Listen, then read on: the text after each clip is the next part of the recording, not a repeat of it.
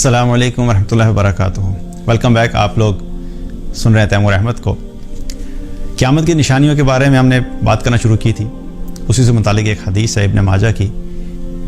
एक मरतबा एक शख्स आप सल्लल्लाहु अलैहि वसल्लम के पास आया और आकर अर्ज़ की, या रसूलल्लाह सल्लल्लाहु अलैहि वसल्लम, क़यामत कब आएगी? तो आप सल्लल्लाहु अलैहि वसल्लम ने जवाब दिया कि जिससे पूछा जा रहा है उसे पूछने वाले से ज़्यादा इस बारे में इल्म नहीं है, यानी इस बारे में मुझे भी नहीं पता कि क़यामत कब आएगी। और फिर आप सल्लल्लाहु अलैहि वसल्लम ने क्या फरमाया कि मैं तुम्हें कुछ निशानियां बता देता हूं कि उसकी निशानियां क्या हैं। तो आपने फरमाया कि जब तुम देखो कि लोंडी अपनी मालिका को जन्म दे रही है तो ये क़यामत की निशानियों में से है। जब तुम देखो नंगे पाँव नंगे बदन वाले लोगों के सरदार बन गए तो ये क़यामत की निशानियों में से है। जब तुम देखो कि बकरियों के चरवाहे आपस में इमारतों पे फ़ख्र कर रहे हैं, आपस में लंबी लंबी इमारतें बना के फ़ख्र कर रहे हैं, तो ये भी क़यामत की निशानियों में से है। तो आप सल्लल्लाहु अलैहि वसल्लम ने 3 निशानियों का जिक्र किया। पहली निशानी क्या कि जब तुम देखो कि लोंडी अपनी मालिका को जन्म दे, यानी औलाद ऐसी होगी कि जो अपनी माँ से इस तरीके से बिहेव करेगी कि जैसे वो औलाद अपनी माँ के ऊपर एक मालिका के तौर पे है। और यहाँ पर इस तरह लगता है कि जैसे बेटी के बारे में बात की गई है, लेकिन ये बात बेटी और बेटे दोनों के लिए है कि औलाद इस किस्म की हो जाएगी कि वो अपनी वालिदा या अपने वालिदैन के साथ ऐसा बिहेवियर रखेगी कि जैसे कोई एक मालिक अपनी लोंडी के साथ बिहेव करता है। तो अगर देखा जाए तो आज ये सब कुछ हमें नज़र आ रहा है। एक वक्त था कि जब माँ बाप की इज़्ज़त, माँ बाप का एहतराम, माँ बाप की बात की वैल्यू, माँ बाप का एक रौब, माँ बाप के बारे में एक एहतराम का जज्बा और एक ऐसी फ़िक्र होना कि किसी वजह से कोई ऐसी बात हमारी ज़ुबान से ना निकल जाए कि हमारे माँ बाप को बुरी लगे या हमारे वालिदैन हमसे नाराज़ हो जाएं। तो इस बारे में बहुत एहतियात हुआ करती थी। चाहे लोगों के पास दुनियावी इल्म नहीं था, चाहे लोगों के पास दीन का इल्म भी नहीं था, लेकिन हमारे मुआशरे में, हमारे कल्चर में, हमारी तहज़ीब में ये चीज़ थी कि अपने से बड़े और बिलखुसूस अपने वालिदैन के साथ एहतराम से रहना है। लेकिन वक्त के साथ साथ क्या हुआ, हम जिस तरीके से कहते हैं कि हमने तरक्की की, इंसान ने बहुत तरक्की की, दुनियावी इल्म ज़्यादा से ज़्यादा फैलना शुरू हो गया, टेक्नोलॉजी आना शुरू होगी, लोगों के अंदर दुनियावी तौर पे शऊर बढ़ता चला गया, लोगों के अंदर अवेयरनेस बढ़ती चली गई, इंफॉर्मेशन की अवेलेबिलिटी बहुत ज़्यादा होगी। तो जूँ जूँ हमने सो कॉल्ड तरक्की की, उस तरक्की की वजह से क्या हुआ कि हमारे घरों में मोबाइल तो आ गए, हमारे घरों में स्मार्ट टीवीज़ भी आ गए, हमारे घरों में इंटरनेट कनेक्टिविटी आ गई, हमारे घरों में लेटेस्ट वाईफाई कनेक्शंस आ गए। ये सब चीज़ें तो हमारे पास आ गई।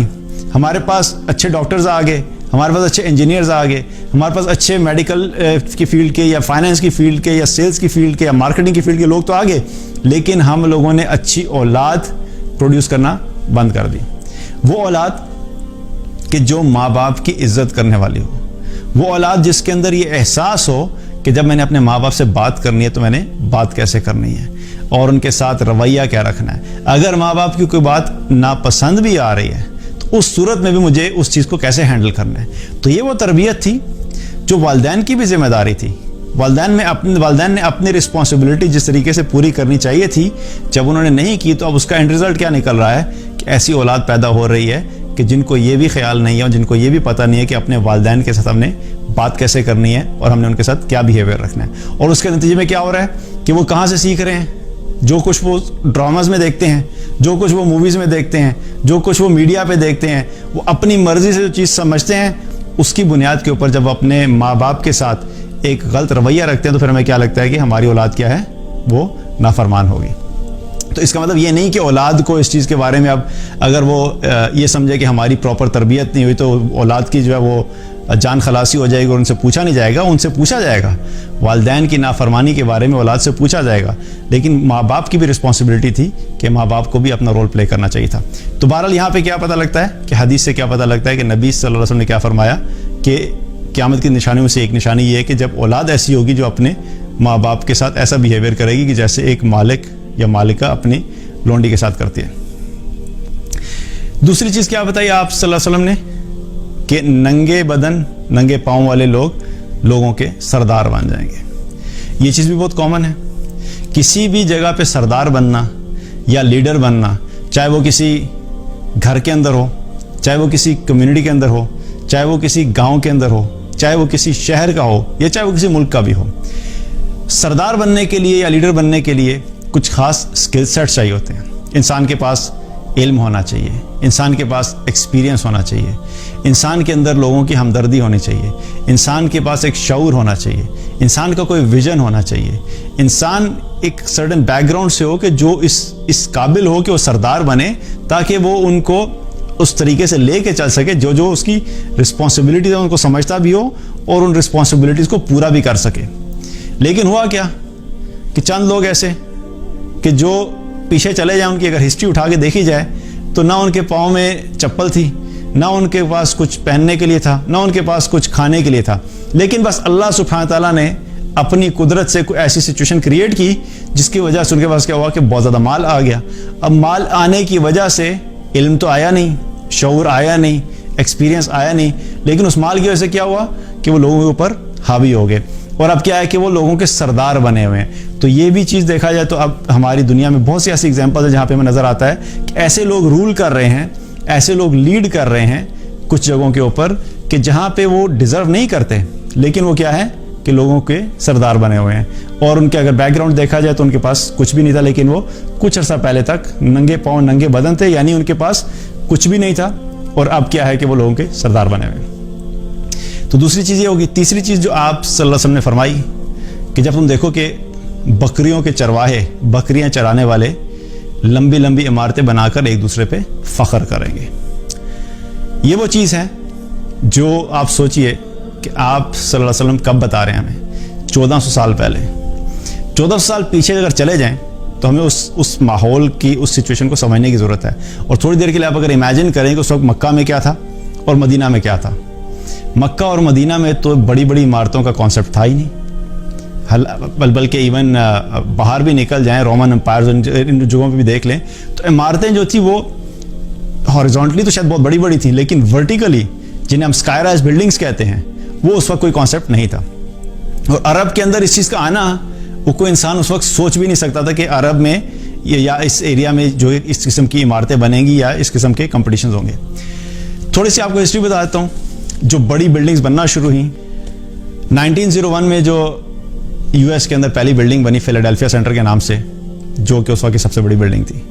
اور بہت سی اور بلڈنگز ہیں، لیکن میں صرف آپ سے چند بلڈنگز کے بارے میں بات کروں گا. اس کے بعد 1902 میں ایک اور بلڈنگ بنی جس کا نام سنگر بلڈنگ تھا، وہ بھی امریکہ کے اندر بنی. پھر اس کے بعد 1971 میں ورلڈ ٹریڈ سینٹر بنا، وہ بھی امریکہ کے اندر تھا. یہ سب کہاں پہ ہیں؟ یو ایس کے اندر یہ سب بڑی بڑی بلڈنگز بن رہی ہیں. پہلی دفعہ جو کسی مسلم کنٹری میں جو سب سے اونچی بلڈنگ بنی، جو دنیا کی سب سے بڑی بلڈنگ تھی اس وقت کی، وہ تھی ملیشیا میں پیٹروناس ٹاورز کے نام سے 1998 میں. پھر 2010 میں اس کا ریکارڈ توڑا برج خلیفہ نے. دبئی میں بنی برج خلیفہ، جو دنیا کی سب سے اونچی بلڈنگ ہے، tallest building of the world. آج تک وہ بلڈنگ دنیا کی سب سے اونچی بلڈنگ ہے.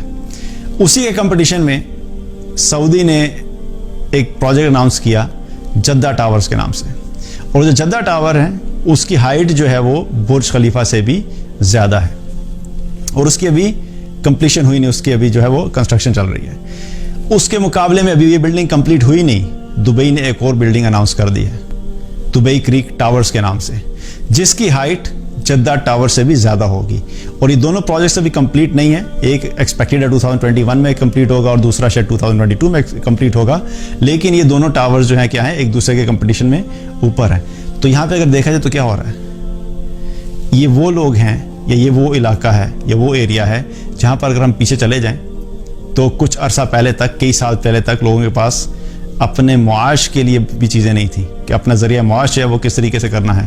تو پھر کیا ہوا کہ اللہ تعالیٰ نے کچھ وسائل دیے جس کی وجہ سے آج کیا ہو رہا ہے کہ یہ کمپٹیشن چل رہا ہے. اور 1400 سال پہلے آپ صلی اللہ علیہ وسلم نے بتا دیا تھا کہ جب تم دیکھو کہ جو بکریوں کے چرواہے ہیں وہ لمبی لمبی عمارتیں بنانے میں فخر محسوس کر رہے ہیں، یا لمبی لمبی عمارتیں بنا کے فخر کر رہے ہیں، تو سمجھو کہ یہ قیامت کی نشانیوں میں سے ہے. تو یہ نشانی بھی آج جو ہے وہ کمپلیٹ ہو گئی ہے. آج اس وقت دیکھا جائے تو یہ سب بلڈنگس کا کمپٹیشن چل رہا ہے. تو یہ 3 نشانیاں ہیں جن کا ذکر آپ صلی اللہ علیہ وسلم نے کیا، اور یہ بھی قیامت کے قریب کی نشانیوں میں سے ہیں. اللہ تعالیٰ سے دعا ہے کہ اللہ تعالیٰ ہم سب کے ایمان کی حفاظت فرمائے اور ہم سب کا خاتمہ بالخیر کرے. السلام علیکم ورحمۃ اللہ وبرکاتہ.